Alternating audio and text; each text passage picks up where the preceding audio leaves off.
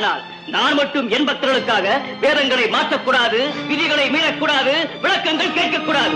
உங்களுக்கு ஒரு நீதி, எனக்கு ஒரு நீதி. அப்படித்தானே? இறுதியாக சொல்லுகிறேன், என்னை வழிபடும் குடும்பத்தை எப்படியும் வாழ வைத்தே தீர வேண்டும் என்று முடிவு செய்திருக்கிறேன்.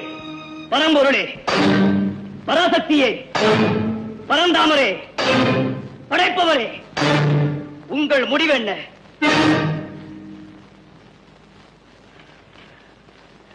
பொறுமையோடு பேசி வாங்க வேண்டியதை போராடி வாங்கும் நிலைக்கு என்னை ஆளாக்கி விடாதீர்கள். சொல்லுங்கள், சொல்லுங்கள், சொல்லுங்கள்.